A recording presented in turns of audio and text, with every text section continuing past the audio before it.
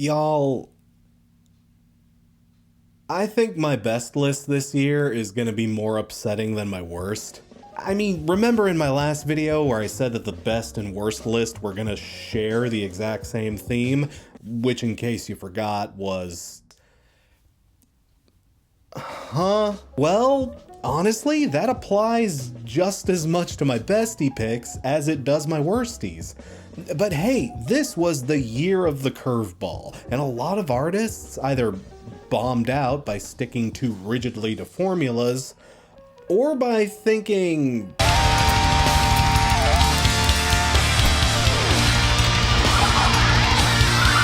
a little too far outside the box. There was just no predicting what anyone was gonna do this year, but honestly, overall, I'd say more people succeeded in script flipping in 2023 than those that failed. To me, the failures were more just like exceptions that proved the rule. And while I will admit it was an overall awkward year, as a whole at least, I honestly feel like it was a pretty decent year for music overall.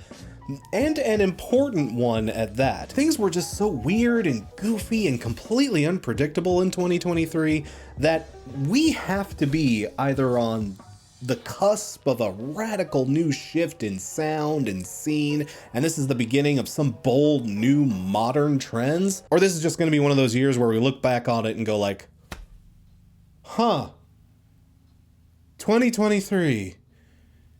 Yeah, that happened, didn't it? That was weird. However you felt about 2023, it was definitely a bold year. And let's be honest, I got a decent amount of bold picks this time around. I'm just warning you now, people. Like, even though I was actually able to catch a great amount of music this year, well, at least for a while, and going back over the albums that made the most impact with me personally, I gotta admit, even I was a bit surprised with what I ended up picking. Same format as usual, 10 honorable mentions, 20 albums proper. Didn't get a chance to hear everything, always remember that. But man, even in a year where I actually did hear a lot of music, there were some really painful cuts to this list. So much of the stuff that I actively enjoyed and could have swore was probably gonna make the list. Sorry, I just ain't got room for it. Stuff like Sprain, Angel Electronics, Model Actress, that's a really painful one. Jessie Ware, Danny Brown, Pony, Luke Combs, Slow Dive, Arlo Parks. Hell, The National put out 2 decent records this year, and I don't have room for either of them. I bet some of y'all are already pissed. Even with all those exclusions, I'm not short on picks for the best. So let's go ahead and get it started. Let's say a weird little goodbye to a weird little year that thankfully did have a lot of kick-ass music in it. Honorable mentions.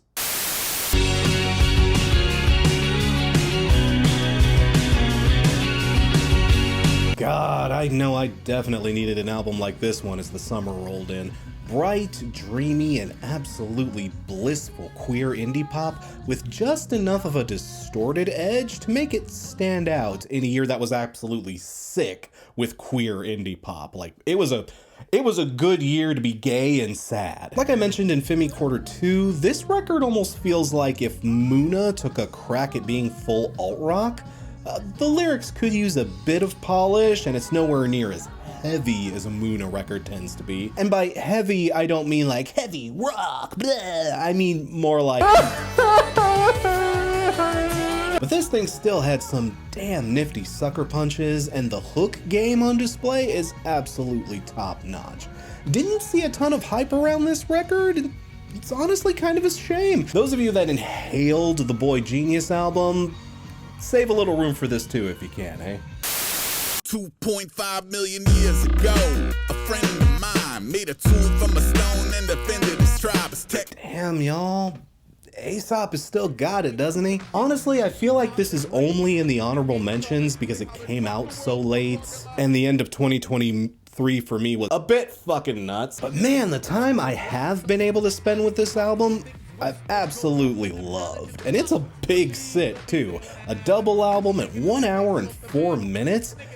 But for all those folks who always get butthurt when I put their favorite overstuffed, bloated as hell pile of mid on my worst lists, he just hates every album that's long. He only likes short shit. Boom. There it is. Proof that that is bullshit right here. Y'all, I can dig a long album. I honestly can. All you have to do is just make a long album that's stuffed to the brim with tight as hell rhythms, expressive and fluid lyrical flows, and a concept that's both fun and thought-provoking from beginning to end. All you have to do is create an hour's worth of pure bangers. How hard can that be? But yeah, y'all, Aesop had a brilliant concept. He executed it exquisitely. And you know, I'll gladly make time for records this good.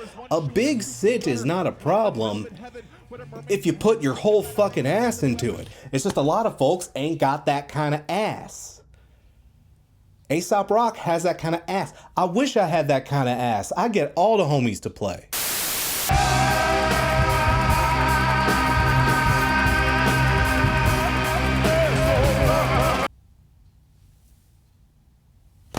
I mean, I told y'all to take my initial review with a grain of salt. I admit I ended up warming up to this one much more as the year went on and I got more time to sit with it. Again, another reason I'm leaving new reviews behind in the new year. Like, I just want to sit and enjoy records before I gotta make an opinion, you know what I mean? But I mean, can you even blame me for having a hard time with this on the first few listens? A master's class level breakdown of racism and inequality in America, a savage and thoroughly brutal takedown of the power structures that make evils so outrageous possible, and an unblinking stare into the souls of all of us who help make these things possible. I feel like a lot of people bought this record, it's like, I hope it got good tunes on it, and then they got a whole fucking fucking college lecture. I should go back to college. I'm forgetting how to even speak. I mean, that's the thing. This is a deep, complex, and multi-layered experience. It's an album with a lot to say, and it doesn't hold your hand or coddle you at all when it says it. But the message is poignant, the emotion is raw, and you know, it does absolutely still got the tones. It's got the tones. It did bring the tones. It just brought a lot of other stuff with it. This is just a great example of an album that asks you to give back as much as you take out of it. Y'all who said Life Is But a Dream was too challenging for me, homie, sit the fuck down. That album isn't challenging. This is what a real challenging album looks like, is all I'm saying. Now open up your civics text to page 109 and wake the fuck up!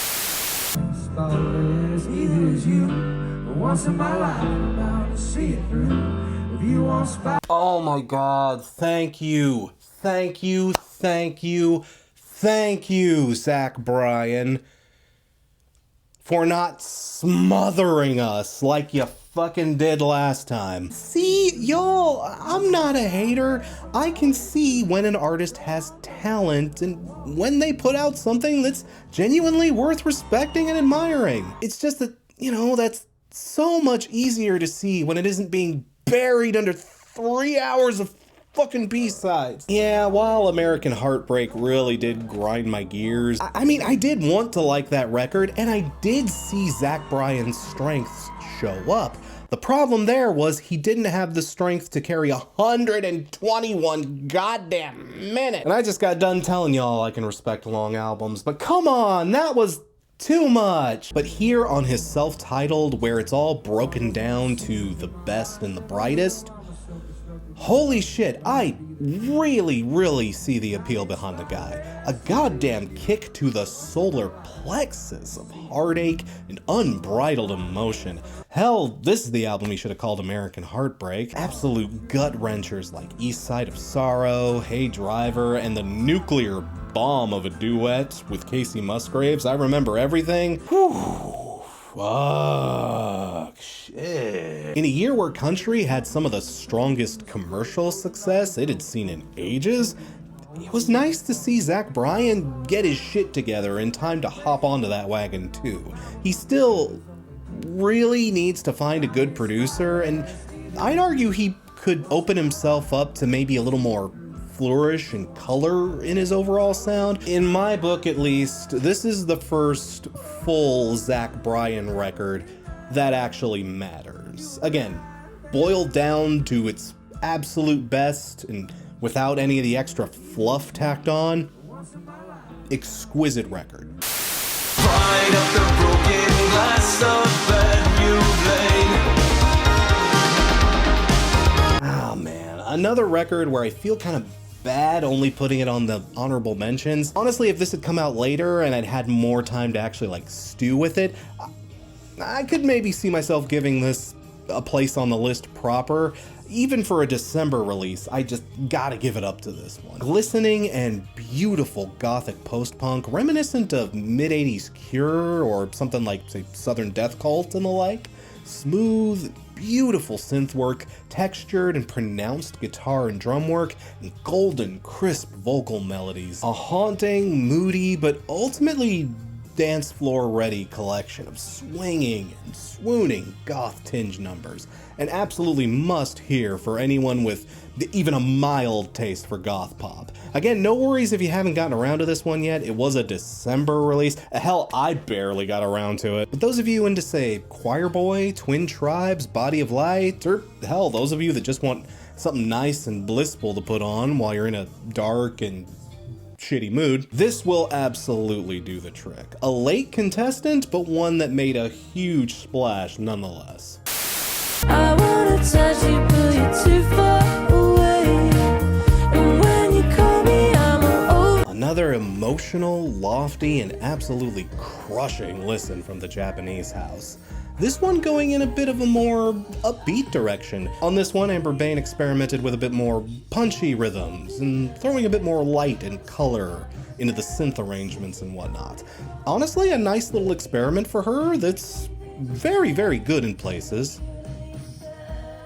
I will admit it's not quite as good at Falling, but that's also not fair at all. The two records feel like they're coming from very different places emotionally. They have a different set of goals in mind, and Good at Falling was also a pre-pandemic record, and holy cow, a lot has changed in 4 years, hasn't it? But still, Bain is a very talented songwriter who is very skilled at pulling all that raw, unbridled, yearning emotional heaviness out of her soul, and she definitely delivered again on this outing. Again, those of you that dug that Boy Genius record, this is another one to save a spot for, is all I'm saying. Come on, honey, don't hurt me no more. What do I gotta do to You know, I don't even know if I should be allowed to include this one. I mean, the Menzingers went out and made a record about the pain and ennui of being a once young fuck-up, now getting older and wrestling with a world that's slowly but surely leaving you behind. The conflicting emotions of reaching all those ages you swore you were never gonna reach, and just trying to piece together your weird little place in a weird little world that just keeps getting weirder and littler with each passing day. You know, I once called a Menzingers record Crash Thompson the album. Well, this also feels like Crash Thompson the album, except that this album, I don't like what I'm hearing on this record. This doesn't make me happy. I want to, let's shut this off. I'd like to get off this ride, please. Aren't I supposed to be recommending the album? It's just, you know, a heavy as hell listen, but it's probably only going to be heavy for like a certain demographic. I have to wonder what this thing sounds like to the folks that aren't screaming their way into middle age. But for me, I mean, yeah, a lot of this record hit on a bit of a personal level. The band still does have a lot of that old rage, spirit, and finesse that makes their songwriting hit just that little bit more. I really enjoyed my time with it, but yeah, I think I need to schedule some time with my therapist now. Thanks for that, Menzingers.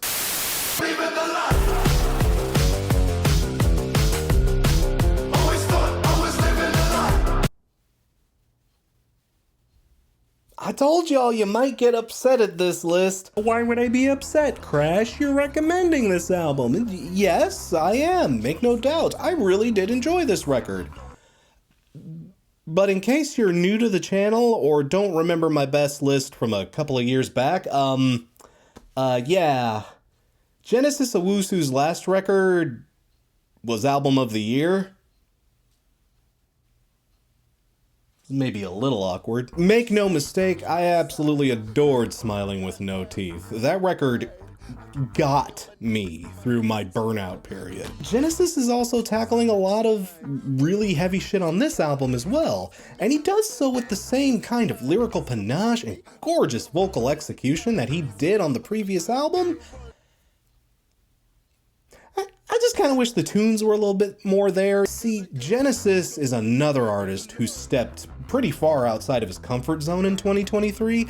To his credit, he did produce some really cool, vibrant new melodies, and he proved he's capable of expanding his style outside of the taste we got on Smiling with No Teeth. But did every experiment on this record work?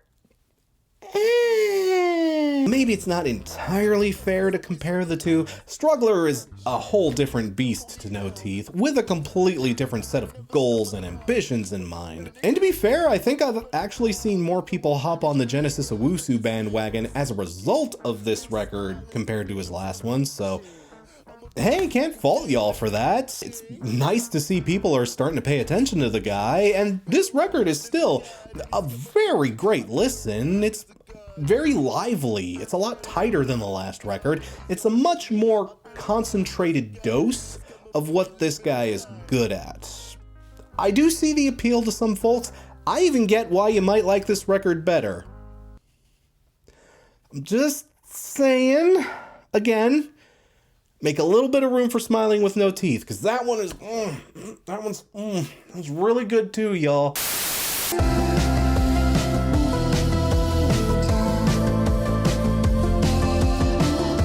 Ooh, goddamn, y'all. This was another one I absolutely fucked with in 2023. The honorable mention list this year is in alphabetical order, and, you know, there's never an order with these honorable mentions per se. I don't know, I just throw a bunch of other albums I liked in honorable mentions. It don't mean nothing. But if you held a gun to my head and just told me I had to order these honorable mention albums, the first thing I'd say is you got your priorities way out of whack there, dude. Please don't kill the homies over hashtag music discourse. But if I absolutely had to rank them, I'd say the number one honorable mention goes to this album right here. It almost stings leaving this off the list proper because it's so clean, so pretty, just an intoxicating piece of dream pop. Sweet, swooning, and just swirling with ethereal melodies.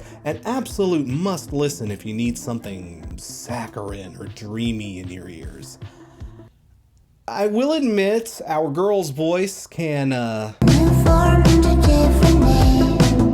take a bit of getting used to, but if you can get into it, you will be so happy you did. Just an absolutely harmonious and deeply pleasant trip of an album. For anyone with like a musical sweet tooth, this is audible Skittles.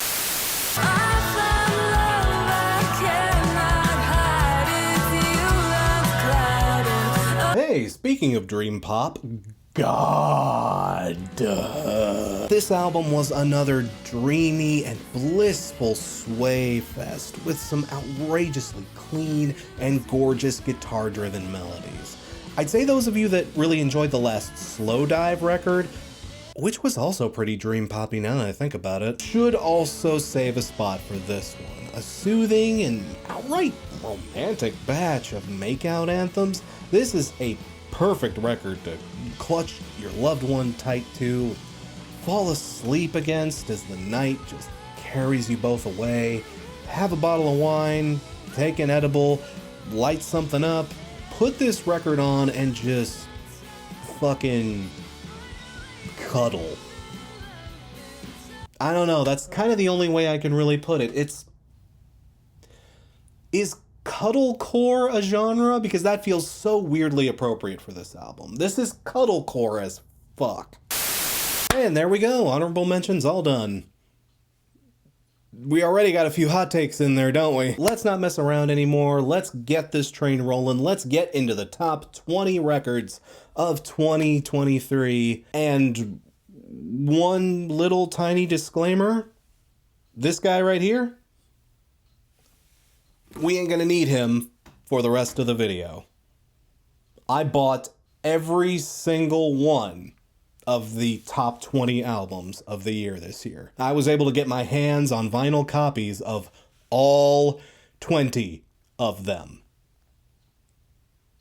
I got real lucky in a few cases. This hobby's too goddamn expensive, y'all. Oh, y'all don't pay me enough for this kind of shit. Patreon.com/Crash Thompson. Goddamn, help a motherfucker out. Number 20.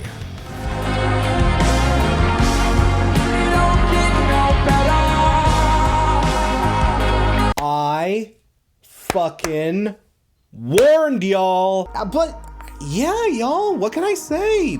Yachty knocked it out of the park with this record, and he snuck this motherfucker out on everybody. Just dropped this gorgeous, eclectic, harmonious little gem of 70s prog and arena rock worship out of absolutely nowhere and made us all fucking deal with it. Just like, here's my new record. Which in my opinion was the absolute right call to make too. Because again, who would have bought the elevator pitch for this record? Hey, let's let little Yachty make a prog record. That premise alone sounds like some dumb shit I'd make up on my show. But credit where it's due, Yachty absolutely brought it on this thing. You know, a lot of other hip-hop artists did also try to experiment with rock this year. You know, Lil Uzi Vert, Lil Pump. Okay, it's weird that it was a lot of the Lil guys that did the rock stuff in 2023. What's up with that? But most of those artists either fumbled the execution or were clearly just doing it as some kind of cynical gimmick trash to just get attention. Yachty actually seems to get and respect what this style of music is about, and he delivered a truly impassioned and very well done performance. Is it the best prog record ever? No, but man, it is a non-stop blitz trip from back to front. And I feel like if Yachty absolutely wanted to, he could build off of this foundation. Just an extremely pleasant surprise at the beginning of the year, and our first big omen that 2023 is just gonna be weird as shit. This was our warning, folks. Oh my god, it just dawned on me. Lil Yachty put out a better Pink Floyd record in 2023 than Roger Waters did. What the fuck was this year, y'all? Number 19. The way you moving now, wifey, before you step up in mama's house, on God, on go. Hip-hop kind of had a year, didn't it? I don't know. I feel like there was a decent amount of, like, good to okay stuff out there, depending on what you're into, of course. But on the whole, I feel like the amount of like really great hip-hop records that came out in 2023 just dropped off big time in comparison to other years. Like, there was just not a lot going on. My uneducated hypothesis as to why that might be is partially because a lot of Clown Shoes artists released albums this year. That certainly didn't help matters. But you know, even a lot of the big hitters either disappointed with their releases or just didn't do jack shit in 2023. Thank God McKinley Dixon was able to drop something, because god damn, I honestly gotta admit, I was kind of scrambling for hip-hop to include here. But this record was also very delightful, and man, I'm really starting to turn into a Dixon fan. His gorgeous, jazzy, and smooth as hell instrumental arrangements are a very welcome change from the usual hip-hop vibe, and his lyricism is so sharp, dexterous, and on point to a frankly insane level. And the lyrics themselves too are also really weighty and passionate. But hell, I knew this record was going to be a weighty listen as soon as I saw that it was going to be inspired by Toni Morrison's work. I read a lot of Toni Morrison in college, and I was not ready for what The Bluest Eye did to me, y'all. But yeah, an absolute bright spot for hip-hop in a year that was sadly pretty bleh. Number 18.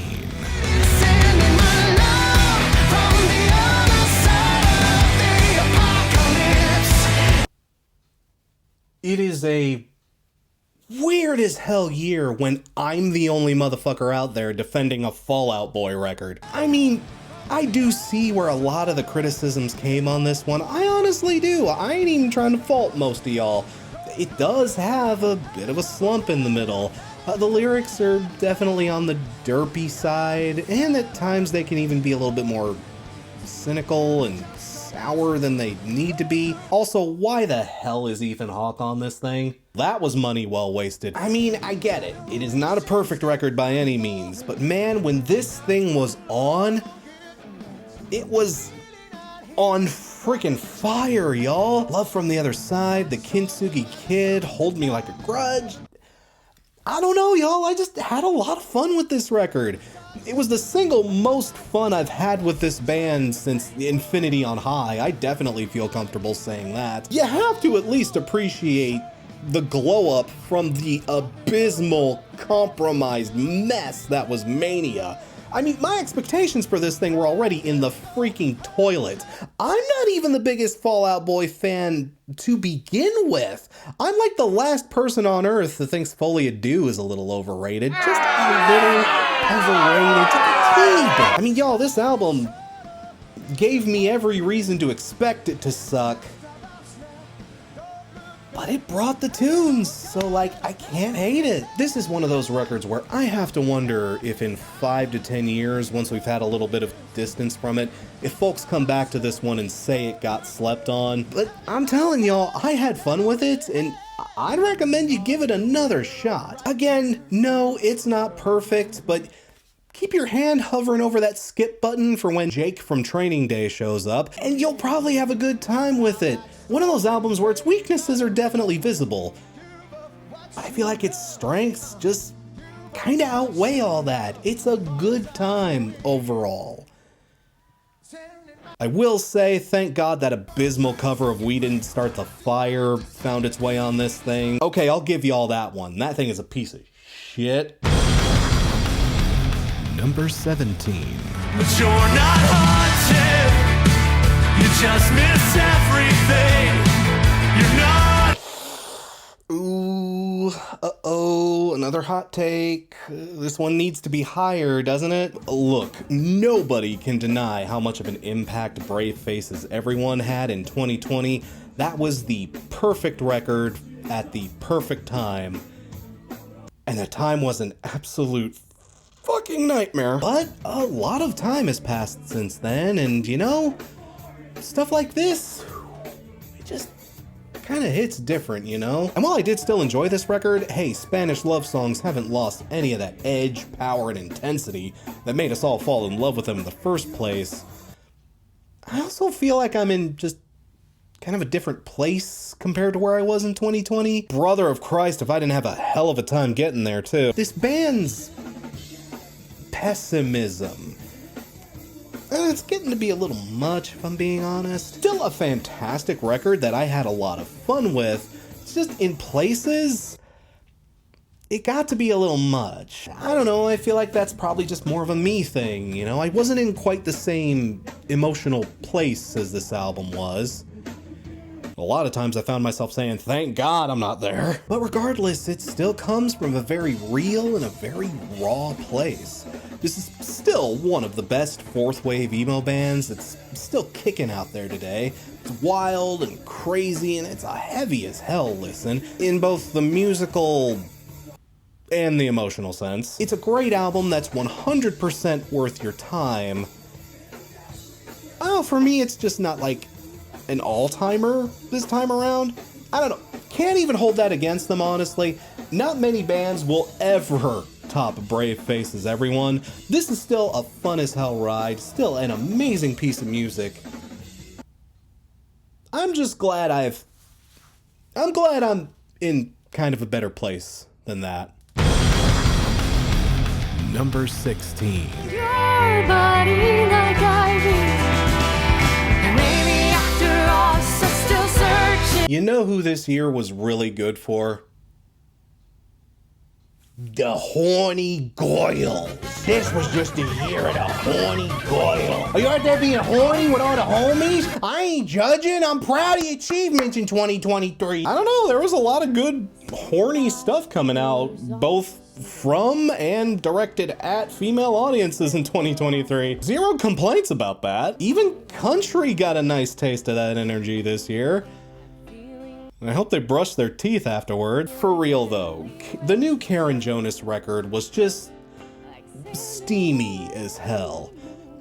I guess that would be the non-brain poisoned way to put it. This album just had so many warm, tender, and romantic moments on it. Not to mention some very earnest and sincere moments of personal reflection. I say it was a horny record, but like it does go there, make no mistake. But this album did a lot of stuff right, not just the horny stuff. Karen has a terrific ear for song construction and a absolutely blissful, smoky as hell alto voice that melts like butter across your speakers and other things. I mean, again, folks, if you just want something to mellow you out and spark your heart up in just that right way, right before you get the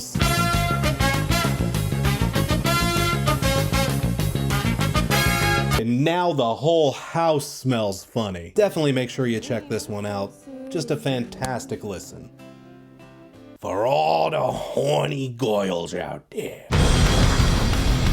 Number 15.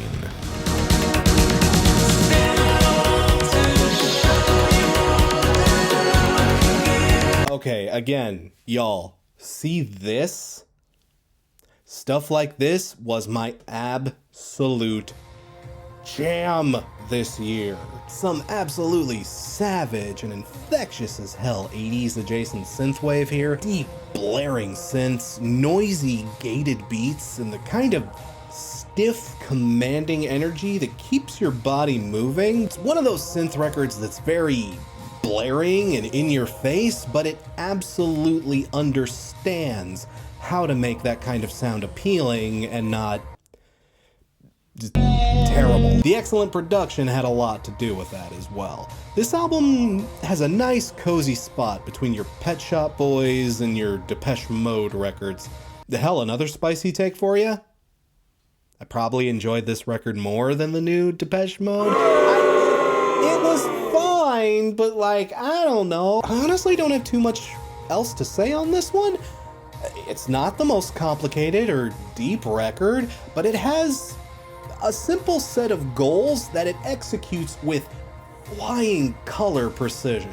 Again, we were not spoiled for choice when it comes to synthwave in 2023, but if you did need more of it in your life than you already had, absolutely check this one out. Simple, but very, very damn fun. Number 14.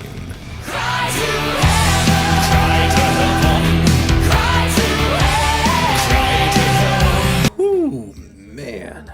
Creeper really have just become one of those bands, you know? You can just never tell what the hell they're gonna do next. I remember the first album being this little MCR, AFI adjacent thing and thought, hey, great. Always happy to have some more dark emo on the rotation. And then they literally killed that entire gimmick off. Sex, Death, and the Infinite Void was this gigantic 70s glam bit of Bowie worship, and that was a lot of fun. Not a little bloated in places, but now we're on LP3 and we're up to, let's just be theater kids and rip off Meatloaf. The band has definitely escalated in scale and really, really dug in hard on concept, particularly with this album. It's probably one of their most flamboyant, daring, and in-your-face records to date. Definitely not gonna be for everyone, but I absolutely loved it. This is like if you tried to rewrite Bram Stoker's Dracula, but had to use a soundtrack that was akin to the Rocky Horror Picture Show. It's the grittiest part of 80s goth and punk, mixed with the most decadent and indulgent side of 70s prog and arena rock. It's all coming together to make this macabre little morsel of blood and guts and theater kid energy. Another absolutely perfect Halloween record, another top tier record for Creeper. Hey, I'd say we're 3 for 3 at this point.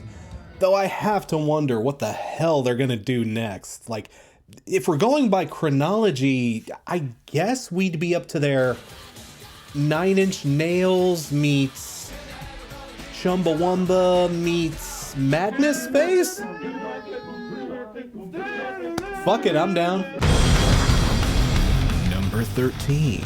I can't stop staring at the ceiling fan. Again, like I keep telling you, it was a great year to be queer and mentally ill. Yeah, this one was kind of a given. I've practically spoiled it with a lot of my other picks, haven't I? If anything, though, I'm kind of surprised this isn't higher on the list.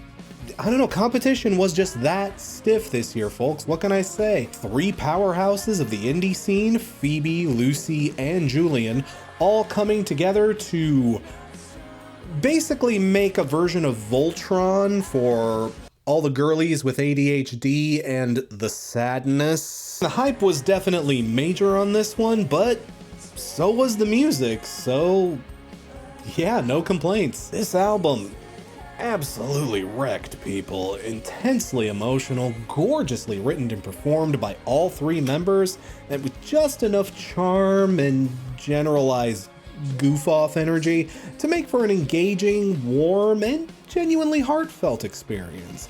It's kind of like Neapolitan ice cream. It's 3 flavors that work very well individually, but also combine to create something unique enough that's also good as a unit as well. In 2023, there were actually a lot of albums that were just emotional roller coasters, and this was definitely one of the more wild rides in that respect. I mean, how many times have we seen a supergroup come together and then end up being anything but super? I'm glad these gals were able to buck that trend and genuinely gave us one of the best things 2023 had to offer. Like, just bravo, gals. Number 12.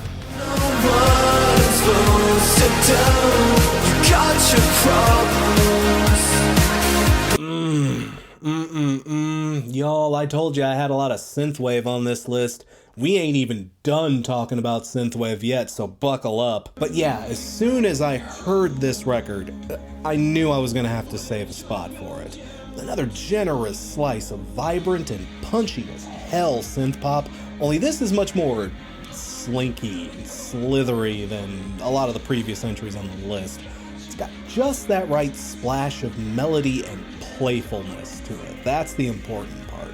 Morgie Ramon's blissful and bracing vocal delivery also gives it a special kind of edge. It's almost like a Trap Majesty tried to put out a punk song. It's kinda cool. Yeah, in a year that was already stuffed to the gills with great synth and dark wave music, this record stood out big time. Fabulous, fabulous album. Keep a close eye on Corinne in the future. Hopefully they don't break up after I say something like that. Don't you laugh, that has totally happened to me. But yeah, no, great album. Absolutely wonderful. Can't recommend it enough. Number 11.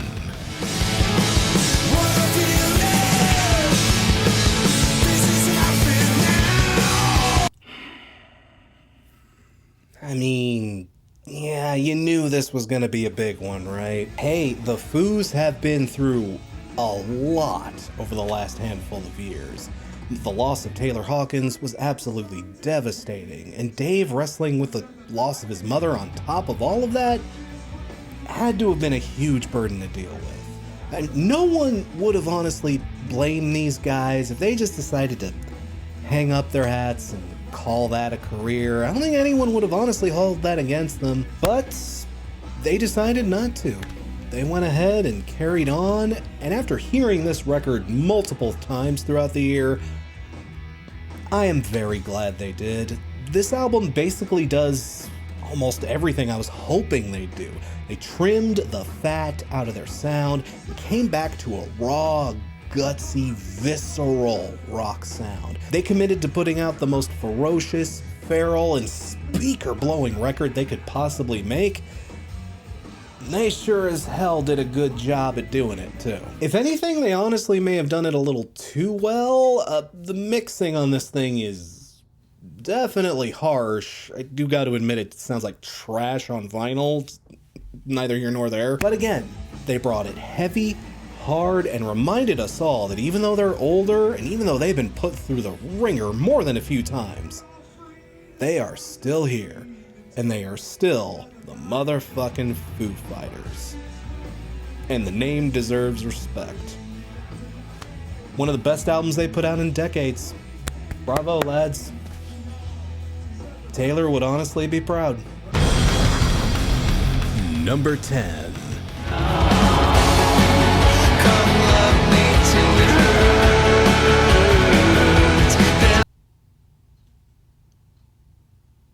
You knew it was going to be here, didn't you? You just absolutely knew it was going to be here, and you knew it was going to be too high on the list, too, didn't you? How many of y'all thought this was going to be number 1? Hands up, it's okay. Hell, for the first half of the year at least, I thought it was going to be the top 5. I honestly did. Again, this is one of those records where maybe I shouldn't be allowed to speak on it, because, you know, I am a giant freaking hymn mark. But you know, to be fair, this isn't a hymn record. This is a VV record. And while it definitely has, a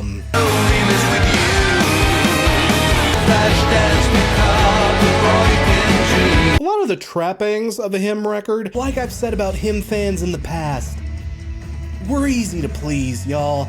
Villa knew exactly what we wanted and how to deliver it to us. And full credit where it's due, Villa actually handled all the instrumentation on this project, surprisingly well, no less.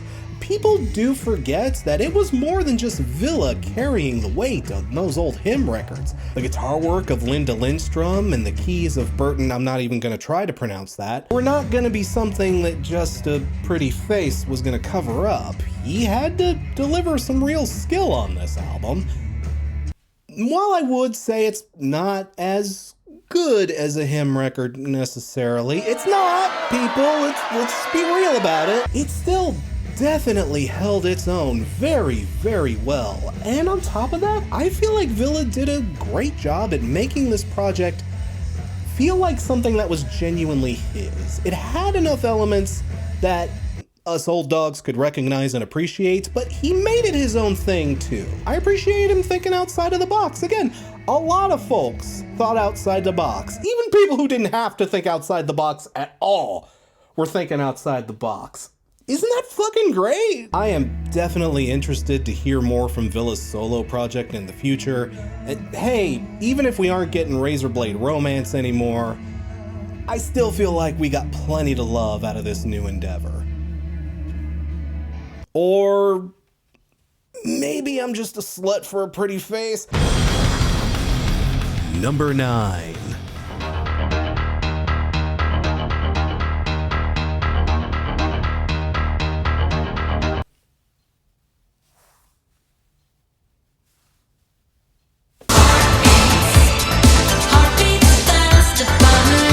I mean, that's all I gotta say about that, isn't it? I mean, y'all, I don't even really want to talk over this one. If the copyright bots would allow it, basically all I would do for this review is flash the number on screen, play one of their entire songs from back to front, and just pop on here for like 3 seconds and go.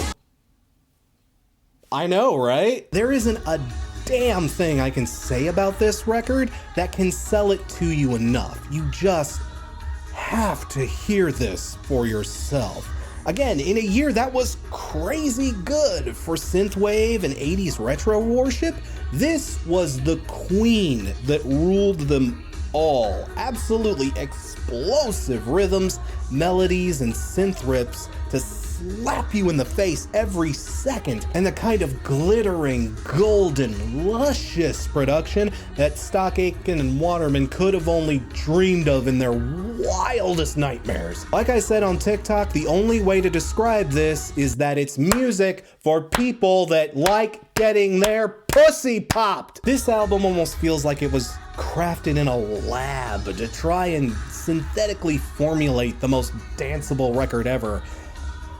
And I'll be damned if they didn't come real close. A sensual, rabid, thundering piece of banging club-ready slam tracks. If this thing doesn't have your whole body moving by the end of track 1, you may want to check your pulse because you're either deaf or dead. It just... beautiful. Gorgeous. Number 8. Is why I don't leave the house. You say the coast is clear, but oh no, you won't catch me out. Y'all, again, 2023 was the year of the curveball. Paramore came back to us, but in a weird post-punk 80s indie rock style that's cribbing just as much from folks like Television and Talking Heads as it is folks like Block Party and Franz Ferdinand. It's an absolute ride. And again, that's such a weird thing to think about Paramore. Remember, this is what their previous album sounded like. Gonna make you wonder why you even try. And while this album wasn't entirely perfect either, this was one of the few, like, curveball albums of the year where its biggest flaw is that it wasn't an even bigger curveball. Honestly, that's probably my biggest fault with this album. It's freaky and out of left field, and it's very, very good. But imagine what this thing would have sounded like if they'd gone all in on the post-punk worship, you know what I mean? And the fact that most people's biggest problem with this album is that it didn't go far enough outside of the box, I think that really speaks to the kind of magic they stumbled on with this record.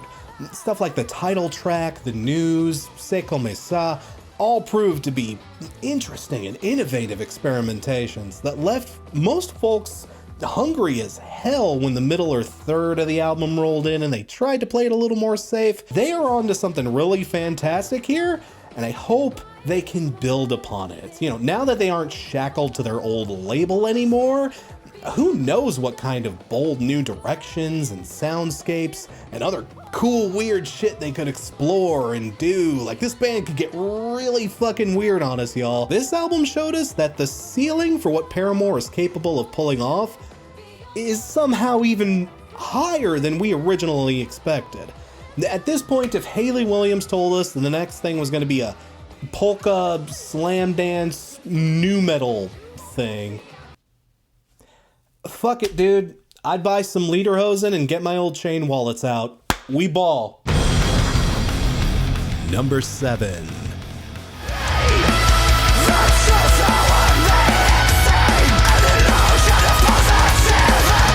You know, I don't know if it was just a weird year for metal or what, but man, I don't know, have you noticed there's not a lot of metal on this list? I didn't really have a lot to care about in the genre this year. Again, that may just be a me thing though. The year wasn't without its highlights. We got good stuff from folks like Tesseract and Tomb Mold. Baby Metal did a good job maturing their sound. We got decent stuff from like Cannibal Corpse and Cannibal Decapitation. Hell, even In Flames did a better job than they had any right to. I don't know, maybe it is me. Maybe I'm just growing out of love with metal. I don't know, it could just be that the big clout metal records this year were stuff like that mid-ass Metallica record and freaking Life is But a Dream. I'm just saying, maybe it's not just me. But I don't know, it felt like a metal record really had to break down a lot of bullshit barriers to connect with me in 2023. But I'll be damned if Svalbard didn't absolutely do the job. And of course, because it's 2023, they did it by dramatically changing their usual formula. Taking some time off from their usual scathing political commentary, the lyrics on this one tackle much more personal matters like depression, anxiety, and the struggles of maintaining your mental health. I don't know, y'all, in a year where I risked another big bout of burnout and had to deal with my own matters. Yeah, this one definitely hit close to home, just saying. But it's a dark, daring, and intensely frank depiction of mental illness that, again, pulls no punches, but absolutely delivers on the intensity, melody, and ravenousness of the genre. You know, it's albums like this that remind me, even when I'm at my most, I'm not into metal anymore, oh, I've outgrown metal, even when I get in that mood, it's albums like this that remind me,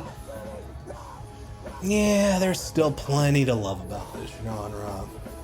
There's a lot to not like about it, believe me, I do get that, but man, metal is still great, and this was a fantastic record. Number 6.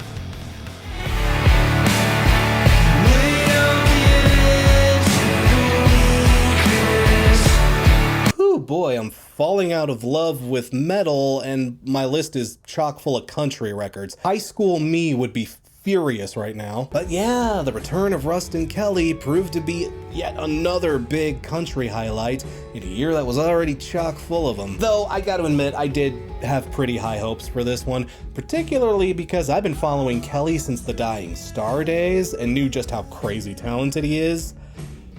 But also, well, this is the record that covers his divorce from Casey Musgraves and all that stuff. Is it bad to admit part of the reason I'm here is because of the tea? But honestly, what really surprised me about this album was just how mature and thoughtful the record is when he does tackle songs related to that subject. He's very frank and very honest at admitting that, yeah, I fucked up a lot of stuff. I got a lot of me shit I need to work out. It's an album about picking up the pieces and working your fingers to the bone to muster up the strength to do so the right way. It's an album about growing up and getting over, and like, it's a great album, but it's another one of those records that turns into a whole therapy session. My therapist is gonna make a killing this year. But yeah, honestly, outside of a few wonky decisions in some of the production, just another outstanding record from Kelly. This man keeps tearing my heart to pieces. There ain't gonna be much heart left. God damn. Number 5.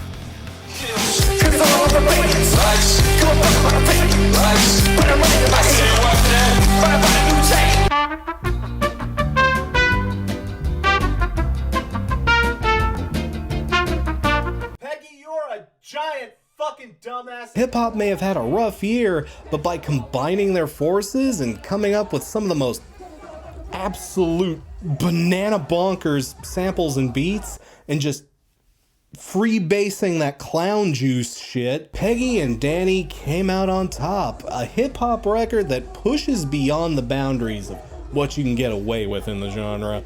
It's honestly been as much fun watching folks break the album down while they've been listening to it, and it's all helped out by the fact that JPEG Mafia and Danny Brown are spitting some of the most lively, energetic, and crazy ass bars they've ever come up with. And these are both artists that know how to spit some crazy shit, so this album, again, it was a team-up record, a supergroup album of sorts that did actually end up being super. How often do we get 2 of those in any given year? The two have great chemistry. They were able to work exquisitely off of one another. Just wonderful brain-poisoning goodness. I loved it. If there's a Scare in the Hose Volume 2, God help the hose. The hose may never come out again. Number 4.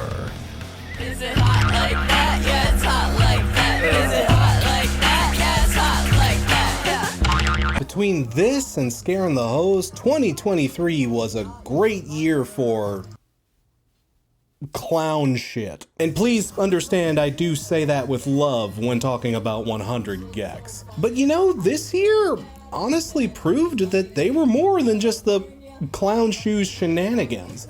You know, it's weird too, because, you know, even in their heyday, I maybe I'm remembering this wrong, but I seem to remember even a lot of their supporters back in the day saying, these guys probably won't be around for very long.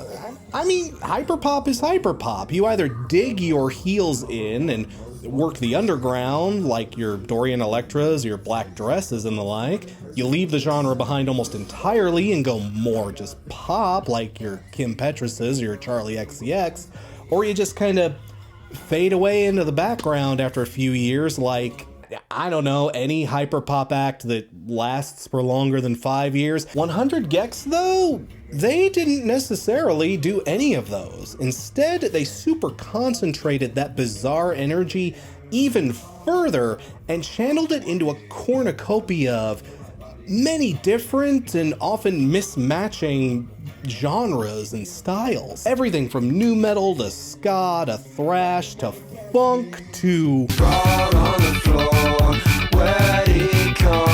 whatever the hell this is supposed to be. Again, 2023 was the year to burn your rule book and do your own fucking thing. It's hard to think of too many other artists out there who took that lesson to heart better than gecs did.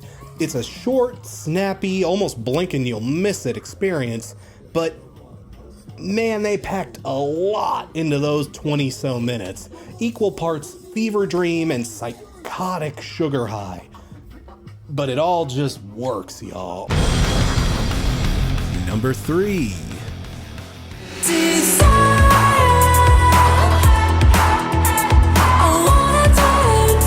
Again, y'all, I said it once, I'm gonna say it again. It was a great year for the goyles to be horny. More horny goyle shit for everybody to enjoy. But again, you want to talk about an album that grabs you by the lapels and demands you give it attention? It's this one. An oasis of feel-good melodies, blissful soundscapes, and all of it punctuated by Polachek's smooth, silky, and gorgeous vocal delivery that's syrupy sweet while being deceptively powerful. Girl, how the hell are you hitting some of these notes? An album of deep, sincere longing, a roller coaster of indulgent sensuality, and just a fantastic album to get railed in a sundress to. It's weird. It's an album that's equal parts risque and taboo pushing in some respects, but in all of that, it never feels too over the top or like leery in all the seduction. It's that rare album that feels infinitely sexy, genuinely sexy, without really feeling all that skeezy at the same time. That is a very hard balance to pull off, people. There's a kind of romanticism to it all that makes the record feel no less wanting for raw, unbridled passion, but it also makes it feel like sweet and kind of lovey-dovey at the same time. Listening to this album is like looking at your partner after you've made love, not fucked, not fooled around, like you've had that kind of physical thing, but there's a genuine connection and you feel yourself genuinely becoming closer to them. And you feel a permanent part of them entering your psyche and shaping you for the rest of your life. If you get no bitches, this album will make no sense to you. This album was basically the closest thing you can get to a cigarette after sex without smoking or having sex. Again, 2023, a great year for the goyles to be horny. All right, y'all, brace for this next one. I'm warning you. I mean it. Y'all better be ready. It's not even my number 1 pick, but I just know, man, as soon as y'all see it. Number 2.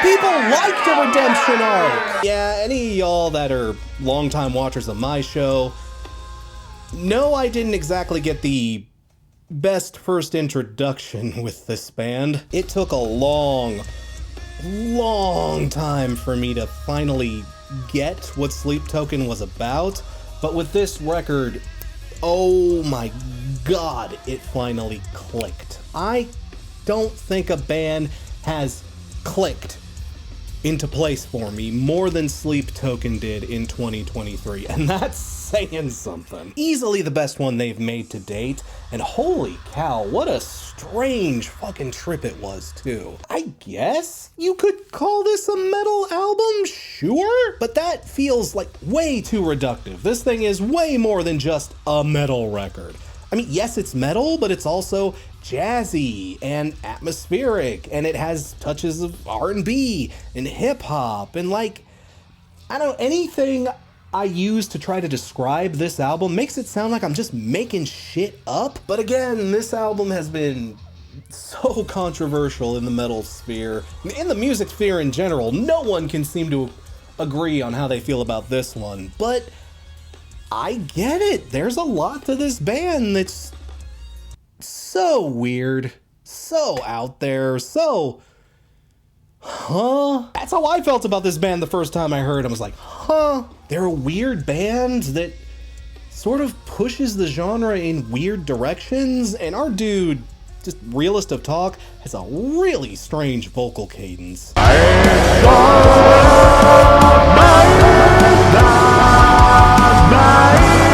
It's all about that match, baby, yeah. Love the match. Alright, baby. Let's go. Got it home run, baby, yeah. Love the match. Let's go. I don't care if the meme's dead, god damn it, the joke is still funny. And if I wanted to be nitpicky about it, sure, there are probably a lot of other bands who do pull off some of their more notable tricks effectively in a weird way. I could probably say a lot of the same stuff that I said about Life Is But a Dream about this record. But these days at least, it's hard to find a band that does this much stuff and blends it all together as effectively as Sleep Token does. I mean, a lot of metal bands fuck around with jazz and shit. Not many of them can make it sound like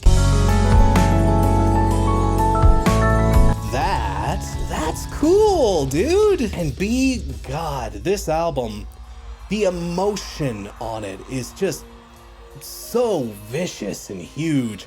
It's hard to find an album this raw, sensual, chaotic, and just rabid dog horny like this one. Again, I'm gonna run the joke into the ground, but the year gave me no choice. This was the year for the horny goyles. Look at us running around. Make no mistake, it's the horny goyles that rocketed this album into the stratosphere, and y'all were right to. God bless you. You know, I'll put it like this. If you don't like this album, but you're generally chill about it, hey, you do you, no big deal.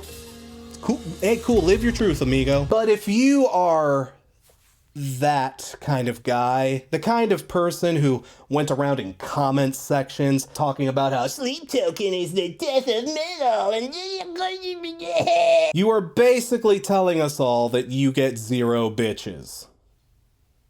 Because you know who loves this album? The horny goyle. What you got against the horny goyles, huh? You scared? Are the horny goyles? They ain't gonna hurt you, unless you ask them nicely. Don't shoot the messenger, I'm just laying it out there for you, amigo. You gonna be that kind of dickhead? Yeah, I'm glad your comment got the most upvotes on Reddit. Reddit ain't gonna suck your dick, Kyle. And with all that out of the way, I'm amazed this thing hasn't toppled over yet. Our number one album of 2023. Number one. So, remember way back in the day when this channel went under a different name. I remember a bit I did in a really old video that went a little something like this. I listened to a lot of stuff, actually. Folk, pop, hip-hop, hip-hop, the list goes on. Well, if past me could see this moment, I bet he'd probably flip. But y'all,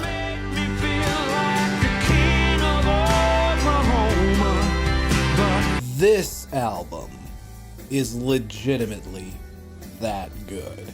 This album is just an absolute dump truck of feeling and heartache.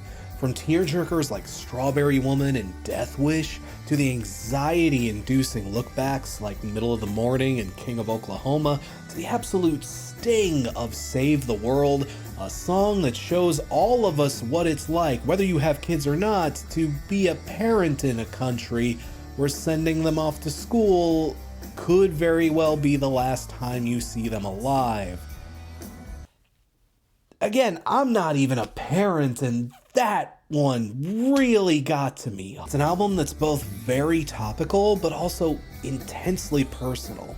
It's an album about the dangers of reminiscing about the past, but also being careful about the future we're building for ourselves.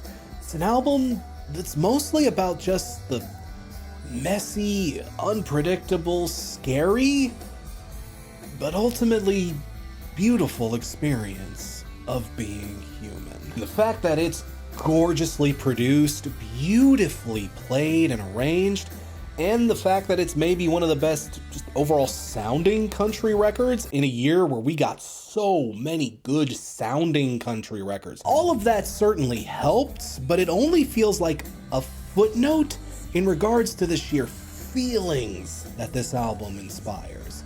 I mean, Isbell is a guy who's lived a lot of life, and it hasn't always been pretty, but he's masterful at putting it all out there and transforming it into some of the most beautifully compelling country music that can be made in the modern age.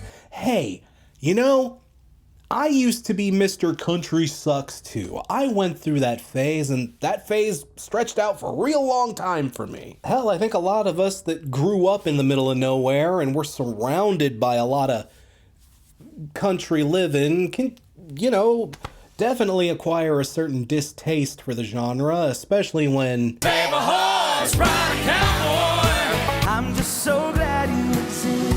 Ooh. We fancy like Applebee's on a date night. oh, there have been some real rough patches, haven't there? It's albums like this that make such a strong and beautiful case for the genre. Even if you aren't into country, I say give it a chance. I really mean that. This is one of those albums that, you know, even if it doesn't break through to you, if you don't enjoy it as music, I really do think you'll be able to appreciate the statements that it makes and how wonderfully crafted the lyrics are. This album is just so poignant and personal. It certainly hit me in a very personal place. This is an album about being a very different person from the one you started out as, and you know, it's been a very life-changing handful of years for me, and I am a very different person from who I was 10, 5, maybe even a year ago, man. It's such a wonderfully crafted record, such a beautiful listening experience, and it's nice to see someone take all of those feelings, all of those emotions, and just put such a fine, blunt, but still delicate and gorgeously crafted point on things. A beautiful record through and through, one that strikes you directly through the heart, one that leaves a very lasting impression. Or maybe I'm just getting old. Ay. But anyway, that's the list. Thanks again for watching. I sincerely appreciate it. If you're not already on Patreon, feel free to check that out as well. I have 2 Patreon exclusive videos up right now, currently. Anyone who pledges $1 or higher will have access to those. I have another top 10 list for 2023 over there right now. I also have a video of 10 albums that I didn't get a chance to talk about during the year at all because, well, you know, that happened. But again, thanks for watching. Please feel free to do the usual, like, comment, subscribe. That always helps us out. I want to give a super special thanks to our $5 and above patrons, including Aaron Walker, Alex Sobolou, Alexander Pollitt, Ben One-Eye, Chris Doman, Christian Toder, David Prince, Dominic Noble, Dylan Rare Hunter, Freddie Thomas, Jared Stone, Cole, Lainey Wilson, Lee Hazel, Liam, Lilith Estelle, Mars Hunter, Mexican Link 1986, Michael K, Nick Barrows Johnson, Rocked, Roland Cookie, Sarah Aubin, Simon Zen, Ted Z, The Pighead, Warped Kia, and Yoshi Taichi. Thanks again for watching, y'all. I appreciate your patience. I'm Crash Thompson, and happy 2024, people. I'll see you when I see you.